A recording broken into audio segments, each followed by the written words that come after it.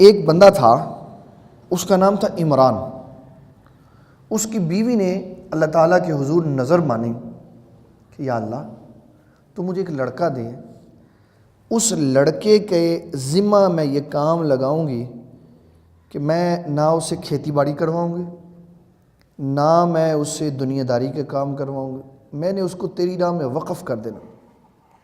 اس کا کام یہ ہوگا کہ اس نے تا زندگی بیت المقدس کی خدمت کرنی۔ نظر اس نے اللہ تعالیٰ کے حضور مانی کہ مجھے لڑکا دے گا تو میں ایسے کروں گی۔ جب بچے کی ولادت ہوئی تو لڑکی تھی، وہ کہنے لگی یا اللہ یہ تو لڑکی ہے، یہ تو اللہ تعالیٰ نے فرمایا اللہ اعلم بما وضعت، اللہ بڑا خوب جانتا ہے کہ تو نے کیا جنم دیا۔ ولیس الذکر کالانثی، فرمایا تو جو لڑکا مانگتی تھی نا، یہ لڑکی اس لڑکے سے اعلیٰ ہے۔ کوئی لڑکا، لفظی میں ترجمہ کرنے لگا، کوئی لڑکا اس لڑکی کی مثل نہیں ہو سکتا جو لڑکی ہم نے تمہیں دی ہے۔ اب ایک جملہ ہے، اگر ہم اس کے معنی کی وضاحت نہیں کریں گے تو گڑبڑ ہو جائے گی۔ وہ گڑبڑ کیا ہوگی؟ اللہ تعالیٰ نے فرمایا لیس الذکر، کوئی لڑکا نہیں ہے، کالانثی، اس لڑکی کی مثل۔ اور یہ ایمان اور عقیدے کا مسئلہ ہے۔ انبیاء اپنی قوموں میں سب سے زیادہ عظمت و شان والے ہوتے ہیں، اور دنیا میں جتنے بھی انبیاء ہیں سارے مرد ہیں، کوئی عورت نبی نہیں ہے۔ مرد نبی ہو اپنی ماں سے بھی افضل ہوتا ہے، اپنے باپ سے بھی افضل ہوتا ہے۔ کیوں؟ اللہ تعالیٰ نے اس کو نبوت کا درجہ دیا ہوتا ہے۔ اللہ فرما رہا ہے کہ کوئی لڑکا اس لڑکی کی مثل نہیں۔ اب مطلقاً بات ہے، کوئی لڑکا اس لڑکی کی مثل نہیں، نہ پہلے نہ بعد میں۔ عقل اللہ نے دی ہے، اس کا استعمال کرنا پڑے گا۔ اور اللہ کے بندو، اس وقت تو اللہ کے نبی حضرت سیدنا زکریا علیہ السلام موجود تھے، تو کیا یہ کہا جائے گا کہ یہ جو لڑکی پیدا ہوئی زکریا علیہ السلام سے بھی افضل ہے؟ نہیں، اس بات کو اس کے مدار میں بند رکھا جائے گا اور کہا جائے گا جو لڑکا اس عورت نے، عمران کی بیوی نے بیت المقدس کی خدمت کے لیے مانگا تھا، یہ لڑکی اس لڑکے سے افضل ہے، نہ کہ سارے جہاں کے لڑکوں سے افضل۔ تو یہ اصول اللہ نے ہمیں دیا ہے، جب بھی کہیں کسی کو فضیلت دی جاتی ہے تو فضیلت کا ایک مدار ہوتا ہے، فضیلت کا ایک مدار ہوتا ہے، اور اس فضیلت کو اس مدار میں بند کیا جائے گا تو معنی صحیح ہوگا۔ اب اس میں غوث اعظم کا معنی سمجھے۔ غوث مدد کرنے والا اور اعظم کہتے ہیں مدد کرنے والوں میں سب سے بڑا، مدد کرنے والوں میں۔ جس طرح اس آیت کو ہم نے مدار میں رکھا، اس غوث اعظم کے لفظ کو بھی ہم مدار میں اپنے رکھیں گے تو پتہ یہ چلے گا کہ جس زمانے میں شیخ عبد القادر جیلانی رضی اللہ تعالی عنہ پیدا ہوئے اور آپ نے استقامت کے ساتھ، تقوی کے ساتھ اللہ کا قرب پایا، اللہ نے انوار و تجلیات سے نوازا، خیرات بانٹتے، انعام و اکرام بانٹتے، مدد کرنے والے ہوئے، تو اس زمانے میں آپ سے بڑا کوئی مدد کرنے والا نہیں تھا۔ یہ نہیں کہیں گے کہ صحابہ سے بھی بڑے تھے، رسول اللہ سے بھی بڑے تھے، اللہ سے بھی بڑے تھے۔ جب کوئی بندہ ایسا سوال کرے تو سمجھ لینا چاہیے کسی علم والے کے پاس نہیں بیٹھا۔ ایک علامہ تھے، ان کا نام تھا مودودی صاحب۔ کیا نام تھا ان کا؟ مودودی۔ ان کو لوگ کہتے تھے ابو الاعلیٰ، ابو الاعلیٰ۔ اللہ تعالیٰ کا بندہ نماز پڑھتے ہوئے کہتا ہے سبحان ربی الاعلیٰ، پاک ہے اللہ تو اعلیٰ ہے، تو اعلیٰ ہے۔ اور کہہ دیا ہم نے ابو الاعلیٰ، کہہ دیا ہم نے ابو الاعلیٰ۔ اب اس کا مطلب ہوا کہ مودودی اللہ کا باپ ہو گیا۔ ابو الاعلیٰ کا مطلب ہے، یہ لقب مودودی صاحب کی جماعت کے لوگوں نے جب ان کو دیا تو کہا ہماری جماعت میں جتنے اعلیٰ لوگ ہیں نا، آپ ان سب سے زیادہ اعلیٰ ہیں، آپ ان سب سے زیادہ اعلیٰ ہیں۔ اسی طرح غوث اعظم کا جب لفظ اعظم کے ساتھ بولا گیا تو کہا گیا کہ جتنے بھی مدد کرنے والے غوث اعظم کے زمانے میں ہیں، غوث پاک ان سب سے بڑے ہیں۔ جیسے بولا جاتا ہے امام اعظم، امام اعظم. اب میں لوگوں کی عقلوں پہ حیران ہوتا ہوں کہ سیدھا درجہ لے کے جا کے رسول اللہ کے مقابلے میں رکھ دیتے کہ دیکھو جی امام اعظم، ایک بندے کو کہہ دیا امام اعظم تو رسول اللہ تھے. بابا وہ امام اعظم نہیں تھے، وہ نبی اعظم تھے. وہ کون تھے؟ نبی اعظم تھے، امام الانبیاء تھے.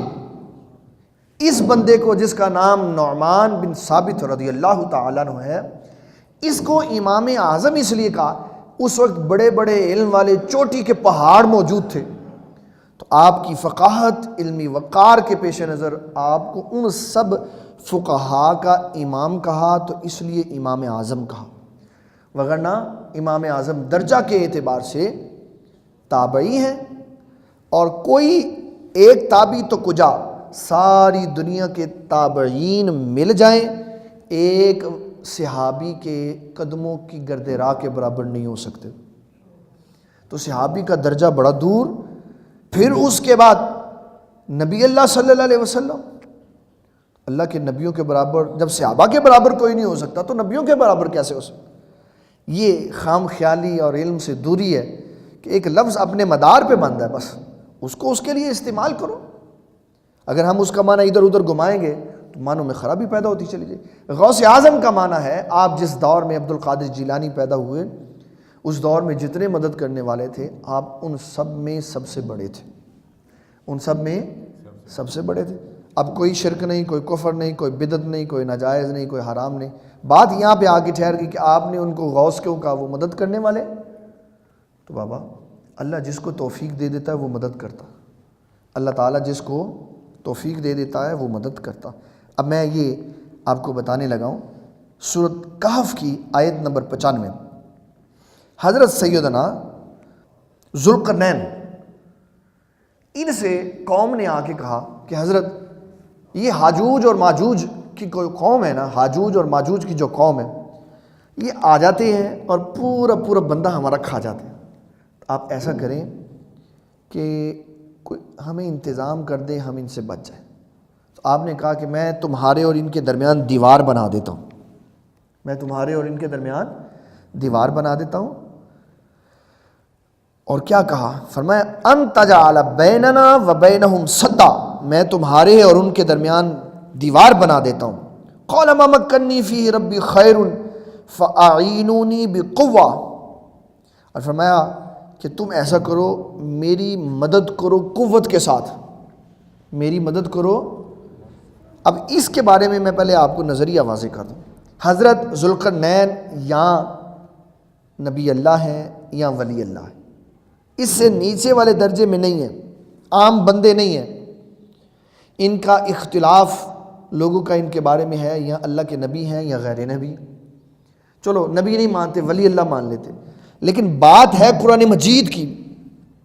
حضرت سیدنا ذوالقرنین نے کہا فَأَعِينُونِي بِقُوَّةٍ، اے میری قوم کے بندو میری مدد کرو قوت کے ساتھ.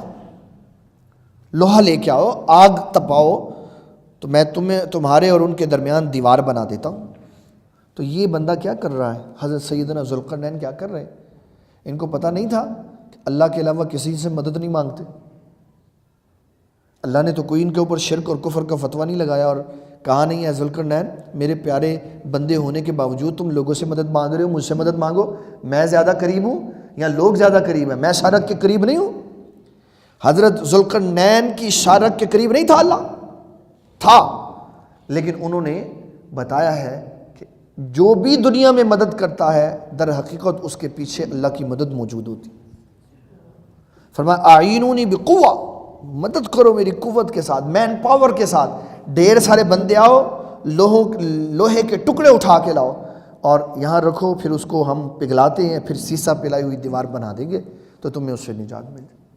تو اللہ کا قرآن مجید یہ بتا رہا ہے کہ اللہ کے مقرب بندوں نے مدد مانگی غیر اللہ سے.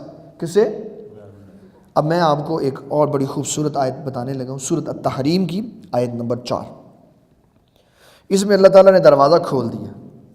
ایسے لوگ قرآن شریف پڑھتے نہیں ہیں، نہ داڑھی، نہ مچھ، نہ عقل، نہ فکر، نہ خیال، نہ اسلام کے کبھی قریب، نہ علماء کے کبھی قریب، نہ دین کے کبھی قریب.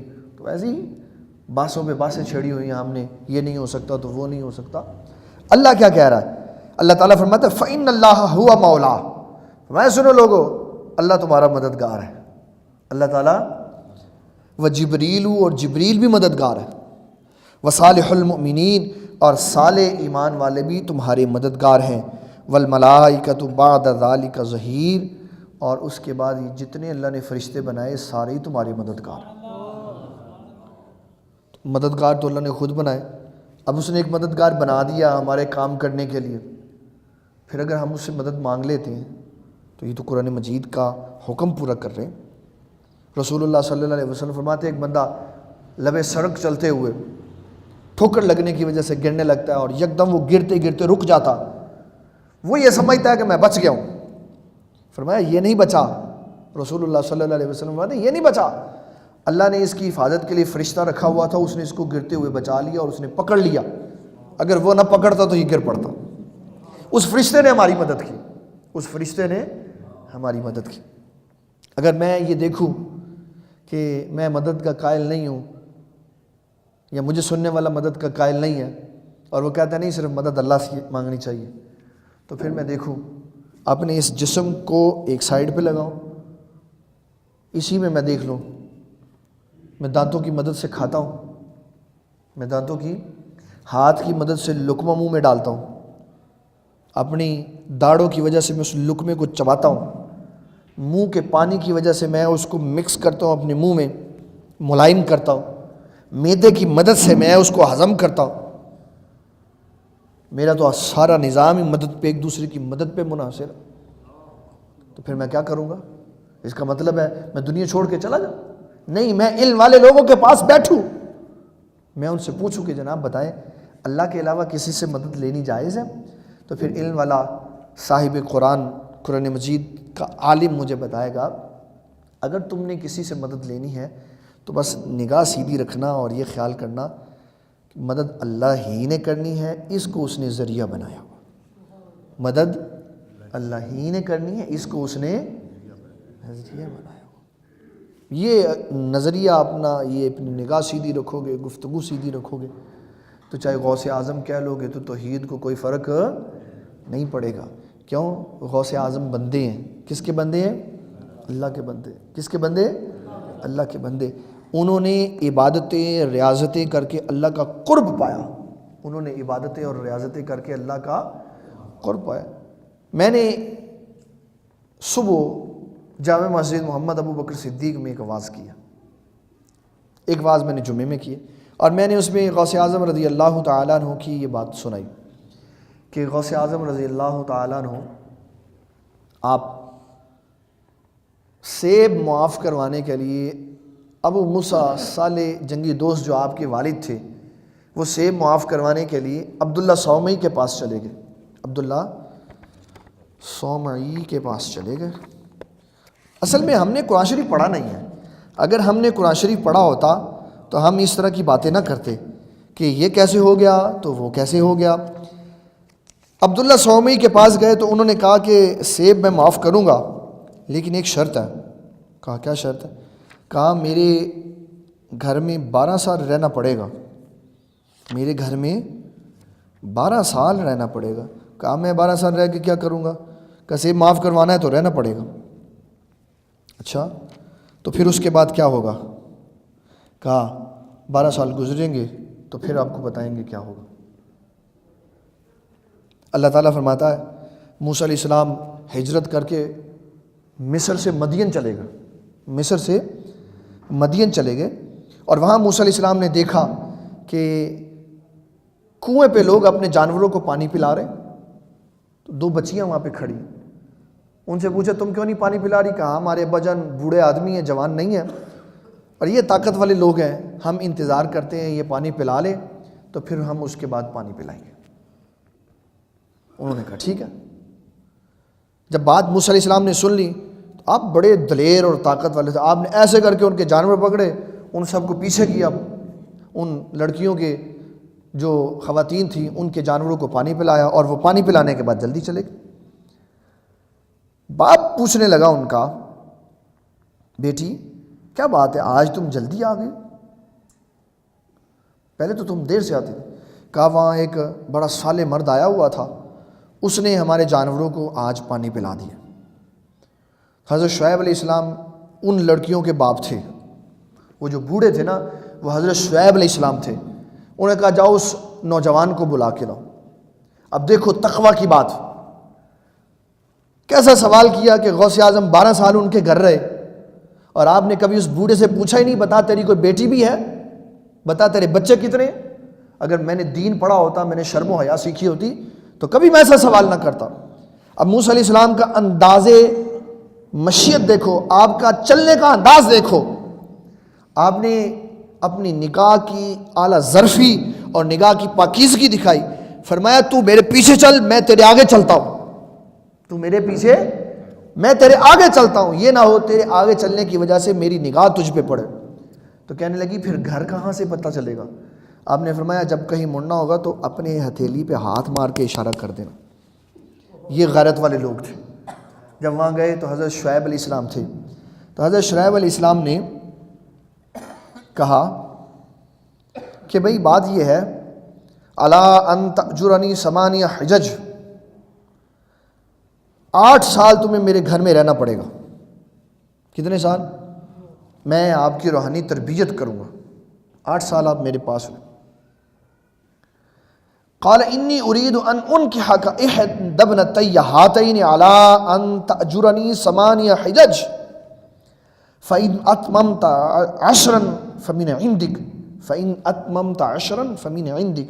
اللہ تعالیٰ فرماتا ہے کہ حضرت شعیب علیہ السلام نے فرمایا میں چاہتا ہوں کہ میں اپنی دونوں بیٹیوں میں سے ایک بیٹی تمہارے ساتھ بیاہ دوں, حق مہر کے طور پہ تو نے 8 سال میرے گھر رہنا ہے. پھر 8 کہہ کر 10 سال شعیب علیہ السلام نے پورے کروائے, اپنے گھر میں رکھا.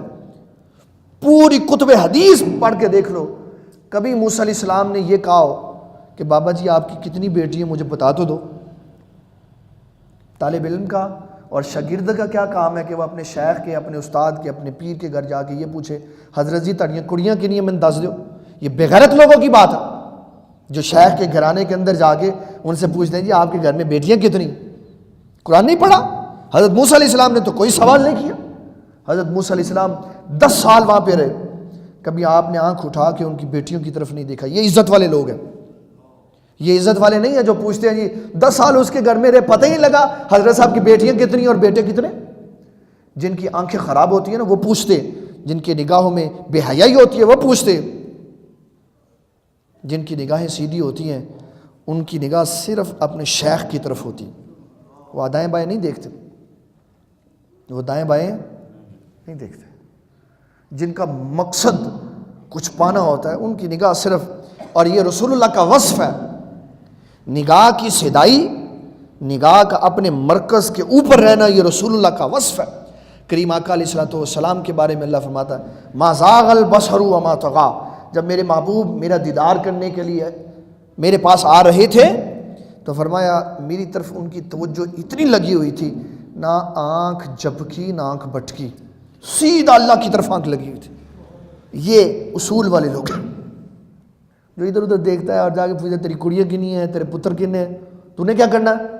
یہ تو بغیرت لوگوں کی بات ہوتی ہے, غیرت والوں کی بات نہیں ہوتی. غیرت والے اپنے مرکز کی طرف نگاہ رکھیں. غوث اعظم کے ابا جی غیرت والے تھے.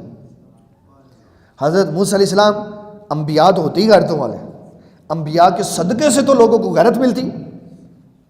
حضرت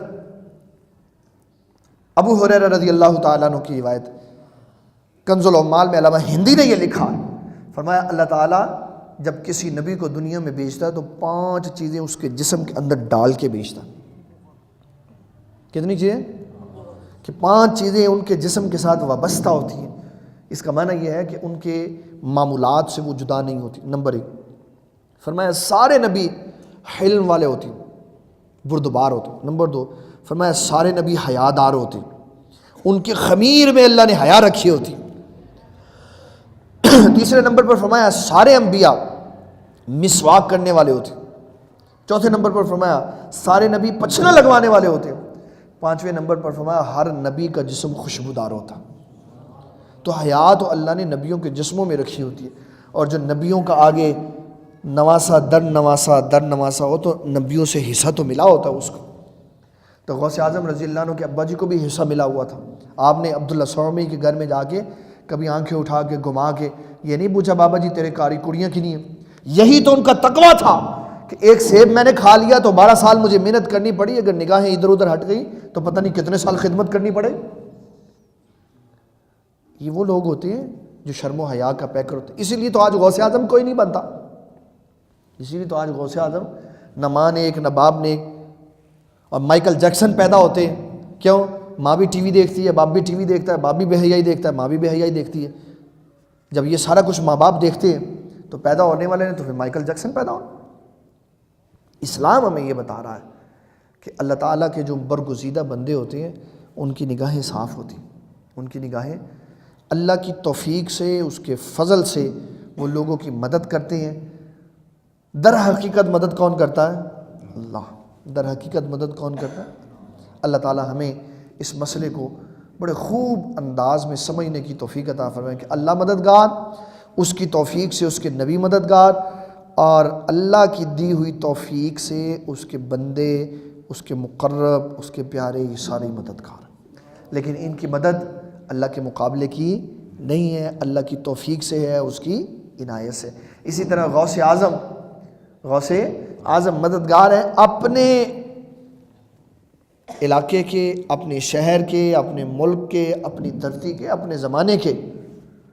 کیونکہ ولی اللہ ہے تو ولی اللہ کا فیض جاری رہتا ہے, تو بعد میں بھی آنے والا کوئی ان سے مدد مانگے تو آج بھی کوئی ان سے مدد مانگے تو غوث اعظم آج بھی اس کی مدد کر دیتے. جی 10 سال بعد شعیب علیہ السلام نے اپنی بیٹی کا نکاح موسیٰ علیہ السلام سے کیا.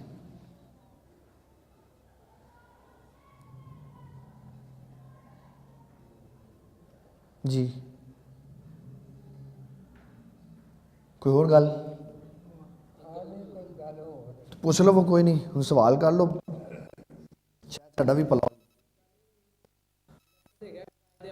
ہاں